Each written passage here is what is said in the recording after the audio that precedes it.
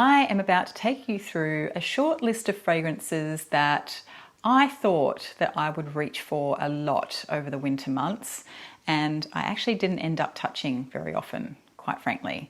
It's not because I don't like these fragrances, I still love them in fact, but for various reasons I just didn't reach for them quite as much as I anticipated that I would. So if you're curious to know what I didn't reach for in winter 2021, then stick around.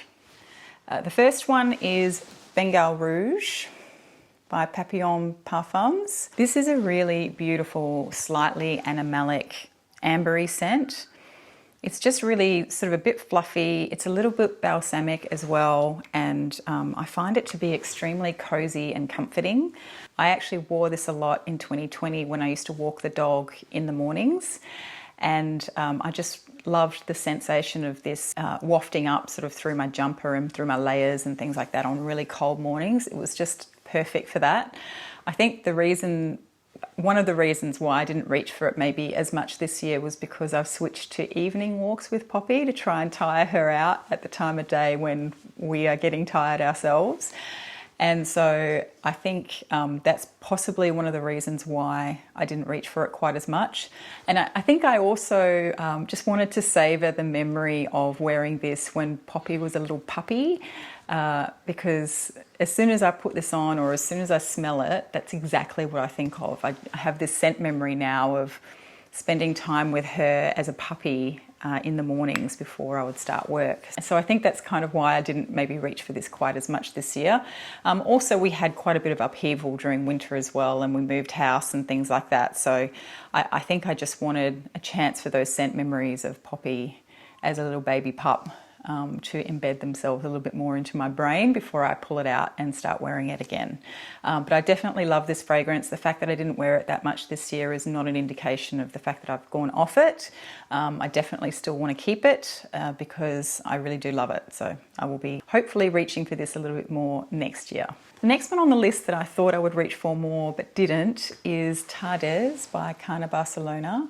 I may still get wear out of this actually in the spring months because I feel like this is a fragrance that can be worn in the transition seasons. I remember trying this for the first time in the height of summer in 2019. I didn't particularly love the opening, but I really loved the dry down, although I thought that it was a bit too much for the hot weather, so I really anticipated that I was going to wear this more in the cooler months. I didn't actually get around to buying the bottle until either late last year or early this year, so I had anticipated that I would reach for it more in the cooler months this year, but I think just with the house move, it's just one of those ones that I kept forgetting about and forgot to reach for. So I think I might try and get some wear out of it over the spring.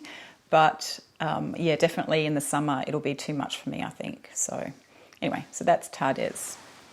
The next one on this list is Shangri by Hiram Green. This one is a surprise that I didn't reach for this one actually, because I love this fragrance and I waited and waited and waited and waited to get this bottle because the story behind this one is that this is now discontinued, and I tried this in 2019, I think, and loved it. And I didn't rush out to buy a bottle because I had a few samples of it, and I thought, oh, I'll just wear the samples and then I'll get around to buying the bottle at some point, not realizing that it was being discontinued. So I totally missed out on getting the bottle. So I bought up instead all of the samples that I could find in Australia of this fragrance. And I think I ended up, getting together about 20 mils worth of the fragrance. I really do love this fragrance. I think possibly the reason why I didn't reach for this bottle very much during winter was simply because I still had a couple of samples to finish off of this, and I thought I'd rather do that than to, dive into the bottle because the samples will go off. So I did wear this fragrance over winter, but I think that's the reason why I barely touched the bottle. This is a second-hand bottle. I bought it off somebody else, so that's why it's not full, but I have barely worn anything out of this bottle yet. Next up is Superstitious by Frederic Malle. I bought this earlier in the year following the death of Albert Elbaz, who I think was a co-creator on this fragrance with Frederic Malle and Dominic Ropion. So this was meant to be the first Frederic Malle fragrance that I ever bought. This fragrance is the reason why I developed an appreciation for aldehydes. And I remember thinking that I wanted this to be my first bottle of Frederic Malle.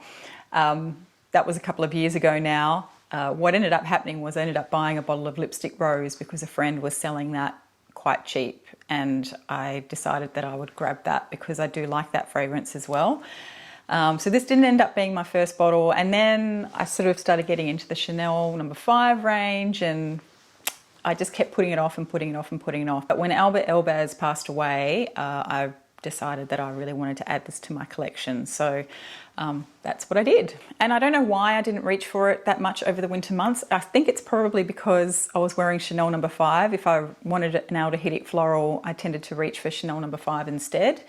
But definitely, I do still really enjoy this fragrance, and I do intend to wear it possibly even over the summer, although this is a really, really strong fragrance, so it might be hard to wear in the really, really hot months, but certainly I think I could still get away with it in spring.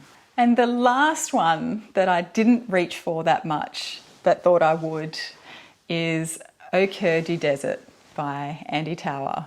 Sacrilege that I did not reach for this. This was my 2020 birthday gift from Matt, and I wanted this bottle for ages, and I did wear it last year, and then for some reason this year I didn't really pick it up that much.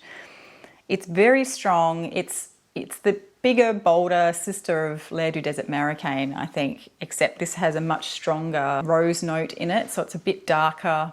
It's very loud, and wow, I really do love it, but for some reason I just didn't reach for it that much this year. Although I feel like, even though I have a sneaking suspicion that this is too strong to be wearing in the warmer months, that I may actually still wear it in the warmer months. In fact, the first wear that I had of this that made me fall in love with it was actually on a really hot March afternoon, and we went for a bushwalk, and I was wearing this and Matt was wearing L'air du Desert Marocain, and we smelled amazing. We were just wearing samples that day, but for some reason it really worked quite well in the hot weather, even though it's so loud and so strong, this one.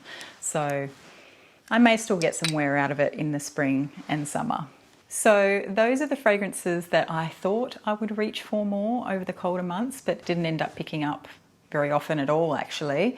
Curious to know, for those of you in the Northern Hemisphere, what you anticipate you're going to be wearing this season.